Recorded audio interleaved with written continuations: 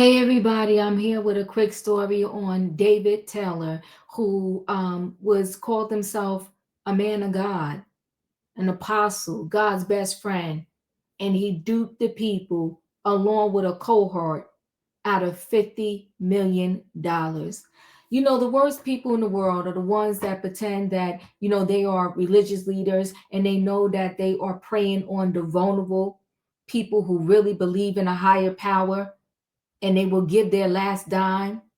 He's sick, and I hope him and his partner in crime go down for a long time. Let me share the screen so we can get into this story.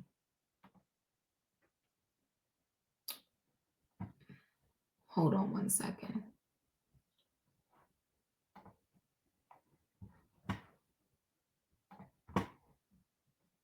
Both had separate court hearings this morning, even as additional raids unfolded on properties. Taylor and his co-defendant, Michelle Brannon, both had separate court hearings this morning, even as additional raids unfolded on properties in Missouri, Texas, and Michigan. Fox 13's Kylie Jones continues our team coverage on this one tonight. She's at the federal courthouse in Tampa, where Brannon made her court appearance this morning. Kylie, what'd you learn?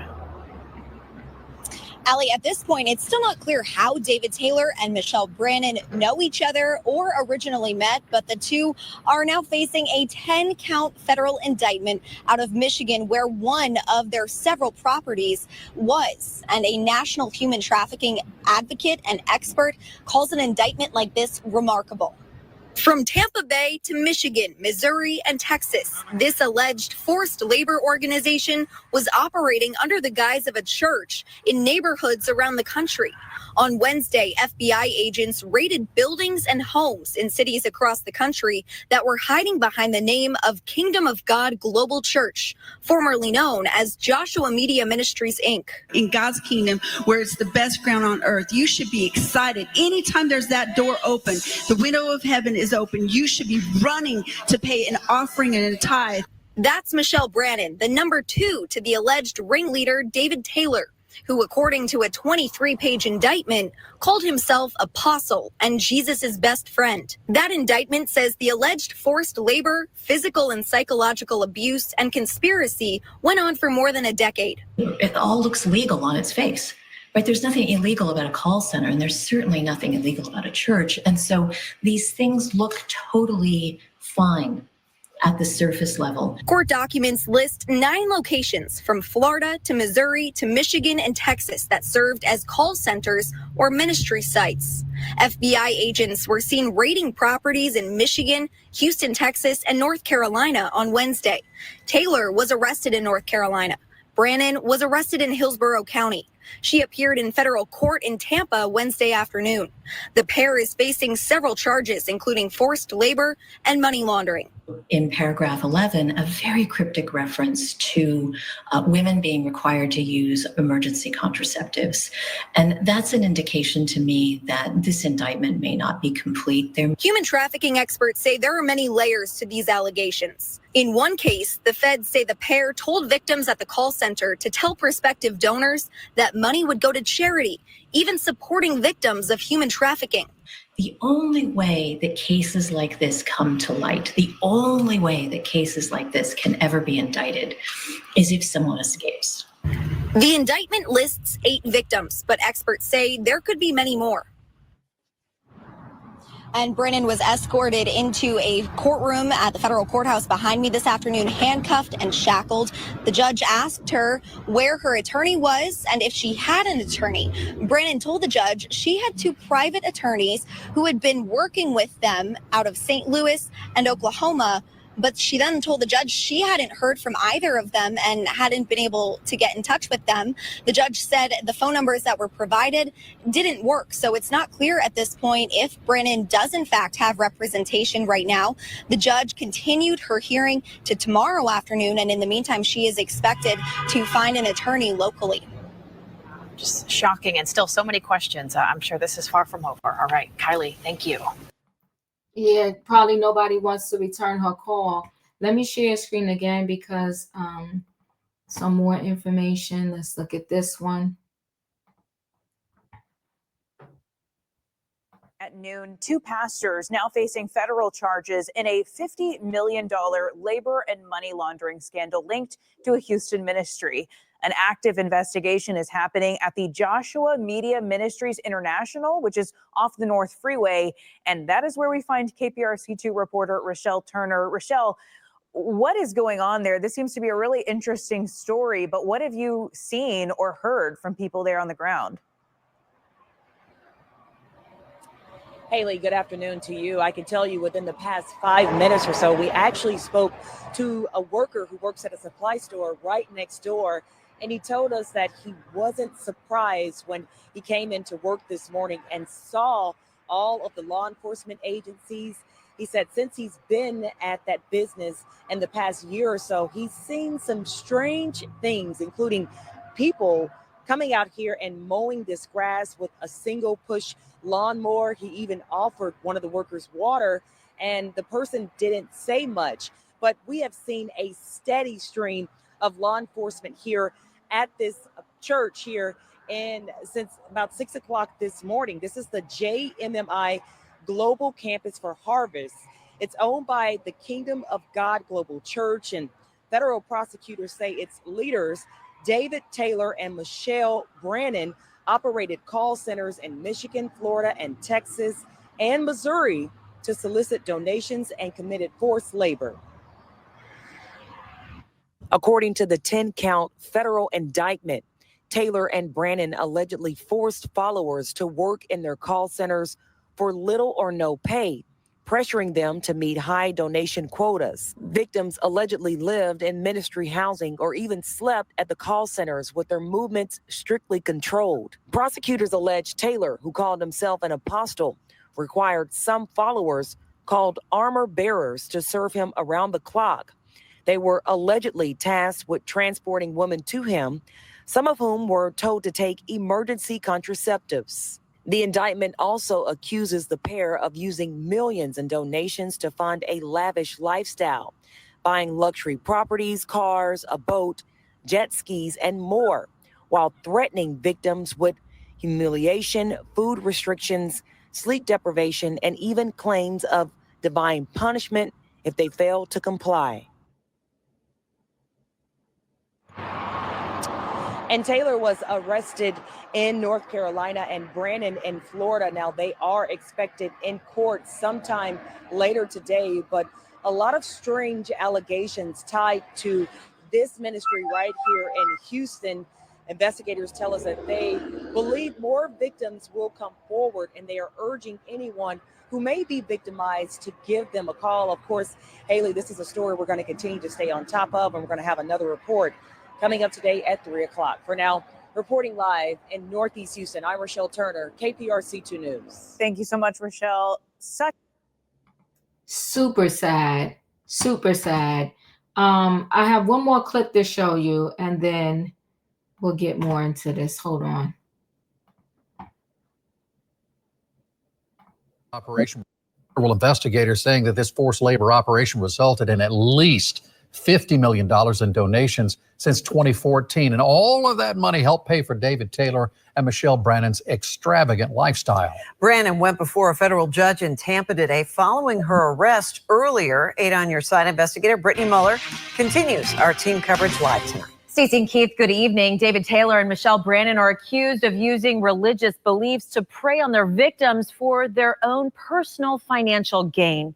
Court records show they used the funds to purchase several Mercedes and Bentleys, a Rolls Royce, a boat, 5 ATVs and jet skis, as well as $10,000 worth of seafood, plus this home in Avila worth more than $9 million.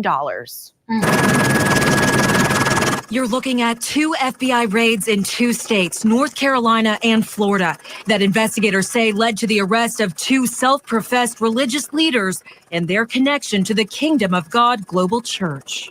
Federal investigators say David Taylor, who refers to himself as Apostle and Jesus' best friend, and his second in command, Michelle Brannon, lured people in nationwide with promises to fulfill their spiritual hunger and work as unpaid phone solicitors at call centers to serve as Taylor's arm bearers in Michigan, Missouri, Texas, and even here in Florida, including Tampa and Ocala. On Wednesday, Taylor was arrested in Durham, North Carolina, while Brannon in Tampa.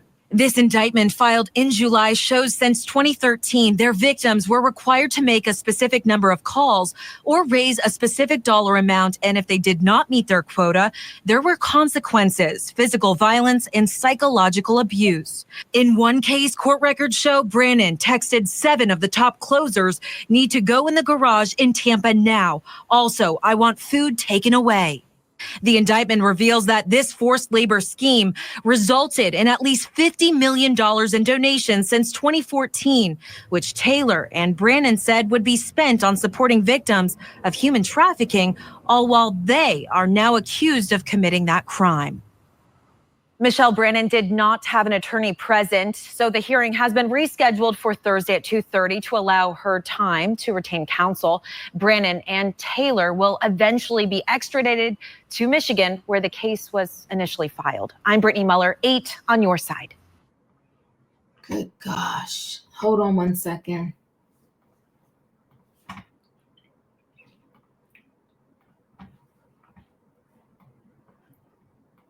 Televangelist David Taylor finally arrested. So David E. Taylor, a self-proclaimed prophet and faith healer on the Word Network, has finally been arrested for an elaborate human trafficking and money laundering scheme. Why say finally? Taylor's abusive and deceptive tactics can be traced back to at least 2 decades. Beginning 7 years ago, Trinity Foundation sent reports about David E. Taylor to the IRS Exempt Organization Division. Our first report was delivered in 2018 when we recommended Taylor's organizations lose their exempt status, and again in 2019 in a report titled Recommendation to File Criminal Charges Against David E. Taylor and Revoke the Tax Exempt Status of 3 organizations: Joshua Media Ministries, Inc., JMMI, Kingdom of God Global Church, and Kingdom Family Church. A 10-count indictment was filed July 23, 2025 in a Michigan U.S. District Court, charging Taylor and his executive director, Michelle Brannon, Taylor's enforcer, with conspiracy to commit forced labor and money laundering conspiracy. This was a coordinated investigation by the FBI and the Criminal Investigative Division of the IRS, which included raids in Detroit, Houston, and Tampa, as well as coordinated efforts in St. Louis and Charlotte. SWAT teams were dispatched to church 28,000 square foot parsonage, includes Great House in Tampa and into Taylor's JMMI headquarters in Houston, which formerly was a 67-room hotel. Fox News Houston reports mentioned some people were taken out in handcuffs and others simply walked out. Detroit's local TV News 4 reports mentioned the disturbing allegations in the indictment. The deeply disturbing allegations in the indictment include severe punishment exacted by Taylor and Brannon when unpaid call center workers did not meet their quota of donation money raised, such as withholding meals, forced fasting, forced diets of peanut butter and jelly, forced labor until 4 a.m., mandated sleeping in a garage, begging for forgiveness on one's knees, and physical abuse. 8 victims were listed as witnesses in the indictment, with names redacted, and Trinity Foundation believes more will come forward following these arrests. The U.S. Department of Justice summarized the indictment. Where am I at? The U.S. summarized the indictment in a press release early this morning. 2 self-professed religious leaders who used physical and psychological abuse to coerce victims to solicit tens of millions in donations, federally charged and arrested. Our 2019 report stated Taylor money-raising tactics cross state lines and go all over the U.S. via his internet website, mass emails, the U.S. Postal Service, and television. Trinity Foundation is preparing to launch a document library this week, and we're calling it The Vault, featuring our investigative reports, church and ministry governments documents, financial reports, fraudulent fundraising letters, mail marketing, and much more. We want people to see with their own eyes the method corrupt religious leaders employ. This is extremely disturbing and sad. This is one of the most elaborate schemes that I have heard of. I have heard of church leaders, doing such a thing, but you forcing the people to make these phone calls, you're not paying them, you're not feeding them, and then you forcing people to come bring women to you so you could sleep with them, and you supposed to be a man of God, and you telling people to take the morning after pill. I ain't got no problem with nothing. People can do what they want. But as a religious leader, this is what you're doing. He's problematic. And I'm glad they finally caught him, even though they this article is saying it took about 2 decades. Listen, guys, chat with me in the comments, and when I get an opportunity, I will chat back. If you're not a subscriber, subscribe. Hit the notification bell so that every time I upload a video, you will be notified. If you are a subscriber, welcome back, everybody. Thanks for watching. Let me know your thoughts. This is an absolute disgrace. Disgrace. And he and his partner in crime need to rot in the jail. Thanks for watching, guys. Hit the like button. I'll see you in the next video.